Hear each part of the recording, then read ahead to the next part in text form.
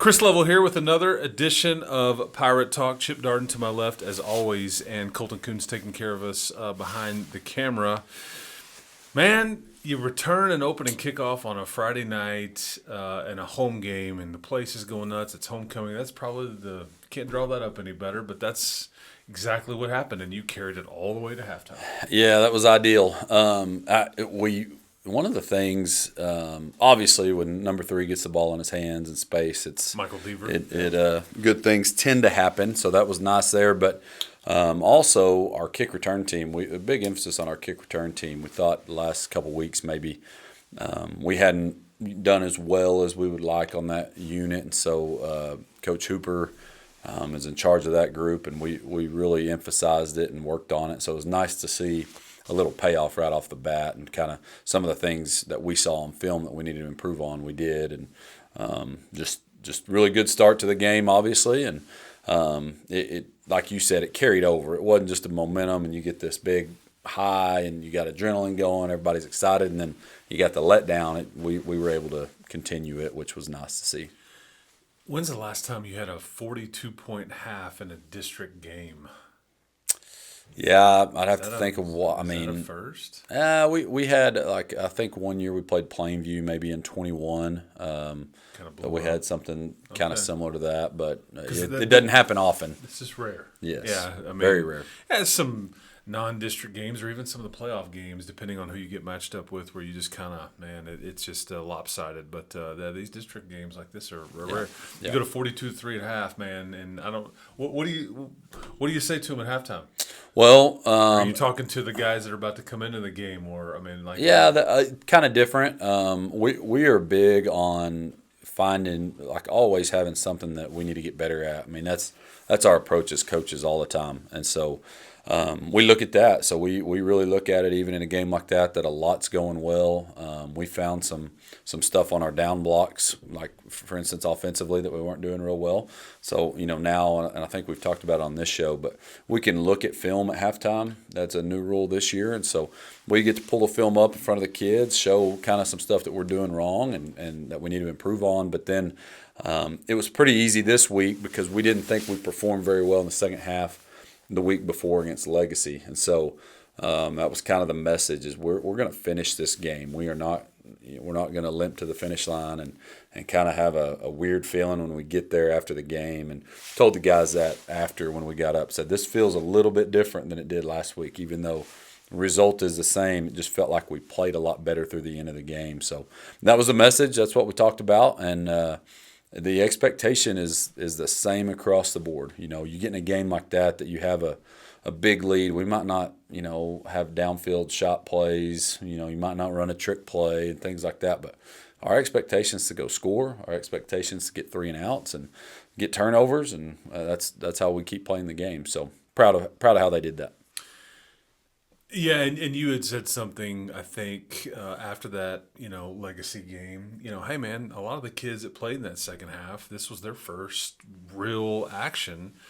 And, game 1 to game 2, and I think you kind of saw a lot of improvement there. But, I mean, Thomas Cone, yep, Case Romero. I mean, there's some guys that Darius Butler was, I think, defensive player of the game and all that. But kind of take me through some of those guys that stood out defensively. Yep. Maybe because we've talked about a lot of the youth on the offensive side, but a lot of the defensive guys who you're leaning on because of injuries or illness or whatever it may be. But, kind of take me through some of those guys. Yeah, those 3 you mentioned, first, Thomas Cone is a senior that I think Coach Reed, our defense coordinator, said it best, that Tommy would, and I call him Smiley. That kid is smiling all the time, and I love it. And but he's one that I think if tomorrow we said, okay, we got to have you play nose guard, and he'd say, whatever, coach, whatever you need, I'll play it. But he played 3 different positions on Friday night. He played high safety, inside linebacker, and outside linebacker. And I don't know many kids that have gone through the program that could have done that. Just pretty impressive. A lot of different responsibilities there. The calls are different. One of them is to a strong side player, weak side. Like, it didn't matter, and he played it. And the deal is he played them all pretty well. Like, it's not like we put him at one spot and he's horrible. So what a cool story he is. He's on special teams, just having a big impact on this team. And he may not be, he wasn't on the highest tackler this week or anything like that, but he is having a huge impact on this team. And Case Romero, same way. He earned a spot on varsity, just playing hard. That's one thing that he does. Plays hard every snap. And then Darius, we had a couple corners out, and he was put into a starting role, and man, he excelled, did a really good job. And I think one thing with a lot of those guys, Blake Moore being in the same boat. Blake, as a sophomore, got some starts early in the year and kind of, I don't know about struggled, but just it's varsity ball. It's tough, and teams game plan for you. And so watching him and watching Darius, watching these guys figure out, and especially playing in the secondary, you're gonna get beat. You're gonna get a pass thrown on you. It's life. It's what happens. Watching how they've grown up and they respond and go to the next play, and you start to trust them more and more. And just couldn't be more proud of those guys. Yeah, other teams have players and coaches too. Yep. I mean, so when you're a DB, you got to have amnesia. Absolutely. Noah Basinger has come back recently, and after missing some time early, he's going to be a big part of what you're doing, especially going forward. Yeah, and with him, that legacy game was his first game action. He didn't even go through scrimmages, so first game action, he was dead tired. I mean, that temperature that night was about 95 degrees at kickoff, so he was dead tired. You could just tell he was in a little better game shape this week. And another, like, some guys that I like to mention is like a Michael Chandler that is doing stuff on the offensive end, doing stuff on special teams. A couple weeks ago, we needed somebody for kickoff at the last second. He hadn't hardly practiced kickoff. We plugged him in there. He's just fine, but he's holding for us, doing a good job there. And there's a lot of that. I could sit there and look at our roster and name probably every one, but there's a lot of that going on, and that's good to see. You do your breakfast the day before or the day of road games, I guess, and I had the opportunity to sit with Michael Chandler, I don't know, a couple weeks ago. Not a better, happier young man. Oh, yeah. That kid that just is so thankful for being around this and all that stuff. I got a big kick out of being around him. I loved it. A great person. Yeah, I loved it. He's what you want. Yep.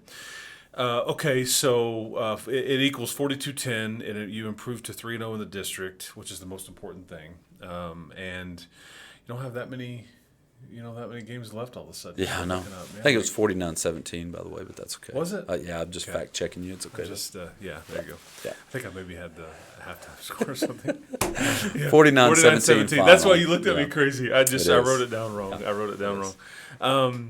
Yeah, see, and we try to be factual here, but sometimes, we make mistakes, but me included. Yeah, so I apologize. 49-17. Yeah, there you go.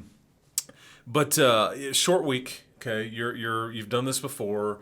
You had the short week after the friendship game, then you played Plainview on that Thursday night at home. This one is a little bit different because you're going to play, Palo Duro on a short week, but it's a travel, and then the weather's changing, and you may deal with some breezy, cold.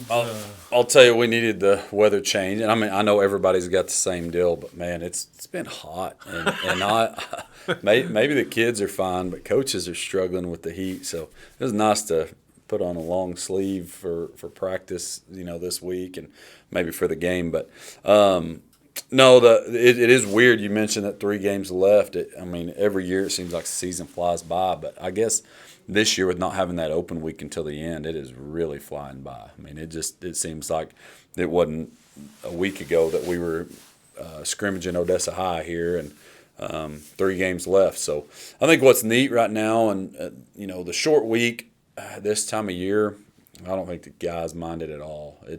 They'd play on Monday if we'd let them. They're just ready to play ball.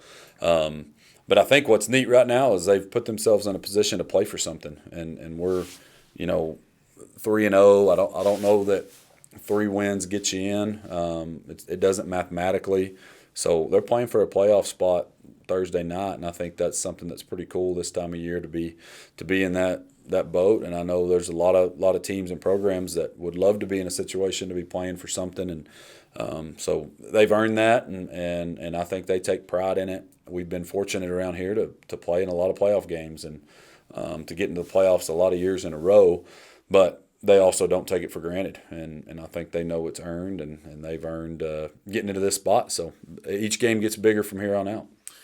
And you're going to play a team this week that you've never played before. I find that to be wildly fascinating. That you've played all the other schools in Amarillo. I think every one of them, except for this one. I mean, and it's with all the district switches, and y'all are similar in size, and then non-district stuff that you fill out. You play Palo Duro and a bunch of other sports, baseball, basketball, and all that, volleyball, all that kind of stuff. But first football matchup against the Dons. I had to look that up. Yeah, it's interesting. I mean, that's the thing. We don't know a whole lot about them. I mean, I know when their coach was Steve Parr, Seth Parr, who people might know around here. His dad was their coached at Plainview as well. Have you ever talked about? Has there ever been a discussion? And I don't know, since you've been around about maybe scheduling. We've had talks and talked with Coach Mims. It's their coach up there now, and then some previously too, but. Sometimes it just doesn't work out. Yeah, with schedules but we've spoken before, but it'll be fun. I mean, I think if nothing else, this is a huge game, and I think both teams will approach it like a huge game.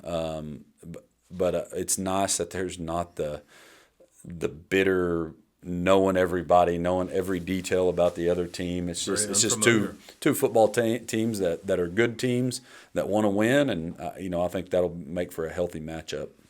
Yeah, and the Dons will come in at 3-3 overall, 0-2 in the district.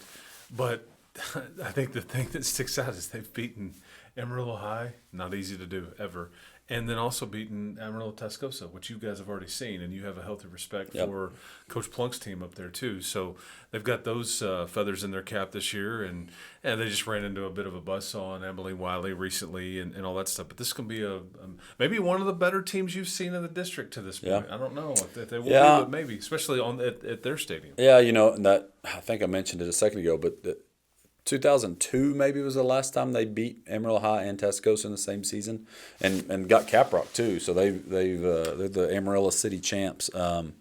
Impressive, and how they beat Tascosa. I mean, that was like 37-14. I mean, it wasn't just a fluke. They got after them. And then the Wiley game, I think a lot of people will look at their Wiley game. That was just one of those that snowballed on them. They had, I think, 6 turnovers, 3 of them for scores or almost scores. And, I mean, that wasn't a 70-28 game. That was a lot closer than the score indicated. But that happens sometimes in football. So they're good. I mean, and I think, like I mentioned earlier, that's what stood out with them. We were kind of coming in as coaches with a clean slate. There's no preconceived feelings about them or thoughts, and so we just watched the tape, and it's pretty good. And our guys know that too. They're able to see that on film and kind of how we prep. And so I think we've had a good week of prep, and like I said, they would have wanted to play Monday if we could. I'm ready to go. So this will be, kind of like a non-district game that's just going to be in district, and I say that just because of the unfamiliarity with an opponent here that don't really know a lot about, but they're going to spread it out. They're going to motion a lot. They've got a good front seven on defense, and very similar to kind of some of the teams that you've seen so far this year. So sophomore quarterback that had some mistakes last week, but I think he's pretty good. Yep. Okay, so with that, I guess you can tune into this game. I think the folks we've sent that link out. I think you've sent that link out on SportsU, but you can watch this game. We will have coverage with Tommy Wood, Chuck Darden, and Taylor McMacken on 100.7 The Score. Coverage will begin there at 6:30, and we'll have that on radio. You get an app on your phone and listen to it. But check those links on social media for YouTube coverage and things like that. So we'll make sure that you get those as well. Okay, so now best part of the show here. 3 things. You ready? Sure. Okay, I might punt again this week. Some of these are fun. These are fun. We're going to bounce around all over the place here. With Michael Deaver's big night in mind, because make sure I have this right. He had a kickoff return for touchdown, 6 receptions, 83 yards, 2 TDs, and he had a rush for almost 60 yards and a touchdown. Mm-hmm. Well-rounded night. Yep. But your favorite receivers of all time, like college or pro, and we all have different reasons for why we would think so-and-so was a favorite, whether it was the school we went to in college or our favorite NFL team, or we just like the way a guy played. It's all about the run and shoot, baby. Okay. It's all about the run and shoot. Yeah. Well, I could go past the run and shoot and look at more recent. Kevin Dyson. Does Frank Wycheck count as a receiver, even though he's a tight end? Yeah, I don't Frank think Wycheck, but he's a tight end. Yeah. But I could go there, but going back to my Oilers days, man, Webster Slaughter, Haywood Jeffries. These are the posters on your wall Oh as yeah, a kid. Haywood Jeffries. Warren Moon was the main one, but obviously not a receiver. But I'm gonna have to go Ernest Givens, the electric slide. My dad says that I did that quite a bit as a kid. I was playing football. Yeah. So Ernest Givens probably gonna be mine. I did like Haywood Jeffries too, though. Well, I said really 3 of them. You did? Yeah, well, 3, yeah. And then on the college level, Lloyd Hill, that was my time, all around the same time, mid-'90s. Yeah. When I was really getting into football, getting into Texas Tech and the Houston Oilers. So I'd say Lloyd Hill. It's funny because you all mentioned, or the guys you mentioned all have similar measurables. Yeah. And it's fascinating now as the game has changed.